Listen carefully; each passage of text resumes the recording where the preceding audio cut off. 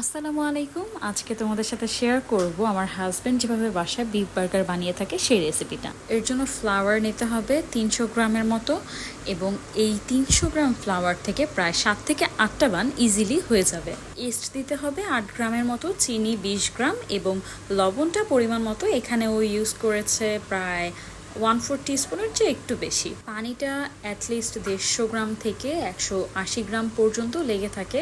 তোমাদের কম বেশি হতে পারে, একটু ধীরে সুস্থে পানিটা মিক্স করবে। আর মোস্ট ইম্পর্টেন্টলি খেয়াল রাখতে হবে যে লবণ আর ইস্ট যেন একসাথে একই জায়গায় না দেওয়া হয়। প্রয়োজনে ইস্টটা ময়দার সাথে স্প্রেড করে দিবে, দেন সল্টটা ইউজ করবে, বা আগে সল্ট ইউজ করলে সল্টটা স্প্রেড করে দেন ইস্ট ইউজ করবে। পানি দেওয়ার পরে ডোটা হালকা মেখে জাস্ট এভাবে রেখে দেবো 10 to 15 মিনিটস। এরপর তেল নিয়ে নিতে হবে 25 গ্রামের মতো। সো অয়েলটা এখন মিক্স করে সুন্দরভাবে ডোটাকে মেখে নিতে হবে আস্তে আস্তে। এটাকে ভালোভাবে ময়াম করতে হবে। যত ভালোভাবে এটাকে ময়াম করবে তত কিন্তু বানটা সফট অ্যান্ড ফ্লাফি হবে। তো ময়াম করা শেষে এটাকে আবার ঢেকে রাখতে হবে, যত বেশি ঢেকে রাখতে পারো, অ্যান্ড বাতাস যেন বের না হয়, ভালোভাবে এটাকে ঢেকে রাখবে। এমন প্রায় 45 মিনিটস পরে এটাকে আমরা উঠিয়ে দেখি যে হ্যাঁ মাশাল্লাহ একদম ফুলে গিয়েছে। তারপর এটা থেকে সুন্দরভাবে ছোট ছোট বান ক্রিয়েট করে এইভাবে আবার রেস্টে রাখতে হবে। সো এই পর্যায়ে প্রায় 20 মিনিট পরে বানটা ফুলে গিয়েছে। তো এখন এটাকে বেকিংয়ে দেওয়া হবে। বেকিংয়ে দেওয়ার আগে এগ ব্রাশ করে নিতে হবে। দেন বেকিংয়ে দেওয়ার সময় টেম্পারেচার থাকবে 170 ডিগ্রি, আর টাইমার 20 মিনিটের দিলেই হবে। তো বানটা বেক হতে হতে বার্গার প্যাটিটা রেডি করা যাক। এখানে মাংসটা আগে থেকে ব্লেন্ড করে নিয়েছিলাম এবং সাথে সামান্য ক্যাপসিকাম, পেঁয়াজ, মরিচ মিলিয়ে নিয়েছি। দেন হাতে সামান্য তেল মাখিয়ে তারপর সুন্দর করে এটাকে গোল করে একটা শেপ দিয়ে প্লেটে করে ফ্রিজে সেট হতে রেখে দিব অ্যাটলিস্ট 20 মিনিট। প্যাটিটা ফ্রিজে সেট হতে হতে ক্যারামেল অনিয়নটা করে নেওয়া যাক।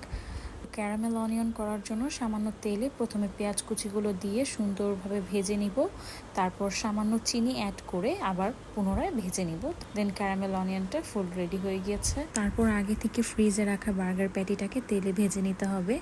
যখন সুন্দরভাবে প্যাটিটা ভাজা হয়ে যাবে, মানে একদম এন্ডিংয়ে আমরা একটা স্লাইস চিজ ওপরে দিয়ে দিব। স্লাইস চিজটা দিয়ে চুলাটা অফ করে দিলেই হবে, কারণ হালকা হিটেই চিজটা একটু মেল্ট হয়ে যাবে, পুরোপুরি মেল্ট হতে দেওয়া যাবে না। প্যাটি হয়ে যাওয়ার পরে এখন বার্গারটাকে পুরোপুরি রেডি করার পালা। তো বার্গার বানটাকে ফার্স্টে মাঝখান থেকে স্লাইস করে নিতে হবে 2 ভাগে, দেন এটাকে হালকা টোস্ট করে এখন এটাকে প্ল্যাটিং করার পালা।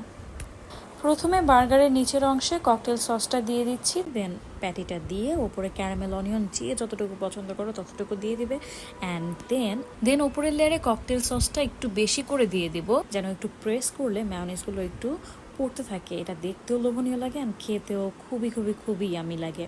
আর এখানে চাইলে তোমরা আরও হ্যান ত্যান ভাতের ফ্যান অ্যাড করতে পারো, এটা তোমাদের ইচ্ছা, বাট আমাদের এভাবেই ভালো লাগে তাই আমরা এভাবেই করে থাকি।